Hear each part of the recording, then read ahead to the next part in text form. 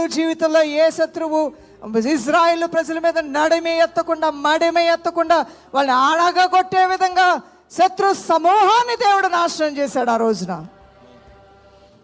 శత్రువులు మమ్మల్ని తాకకూడదు ప్రభు, మేము బ్రతకాలి ప్రభు అనే వీళ్ళు ప్రార్థన చేసుకున్నారు. వీరు అడిగిన దానికన్నా దేవుడు గొప్ప కార్యం చేశాడు. ఆ రోజున ఇజ్రాయేలు దేవుని పట్ల ప్రజల్లో సకల జనంలో భయము భీతి కలిగినది. దేవుని కృప ఎంత గొప్పగా ఉందో చూడండి దైవజనమా.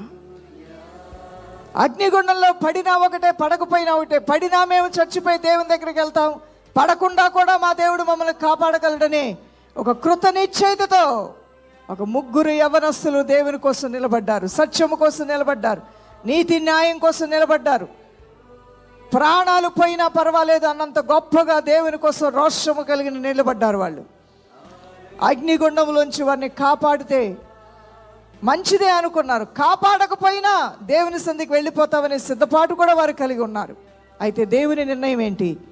ఇలాంటి మంచి తీర్మానం తీసుకొని వచ్చినటువంటి ఈ యవనస్తుల పట్ల దైవ నిర్ణయం ఏంటి అనే విషయానికి వస్తే, వారు తీసుకున్న మంచి తీర్మానాన్ని దేవుడు హర్షించి వారిని అగ్నిగుండంలోంచి కాపాడటమే కాకుండా ఆ దేశమంతా ఈ సర్వశక్తుల దేవుణ్ణి ఆరాధించే విధంగా, ప్రతి నోట దేవుణ్ణి కనపరిచే విధంగా ఆ స్థితిని ఉన్నత స్థితిగా దేవుడు మార్చివేశాడు.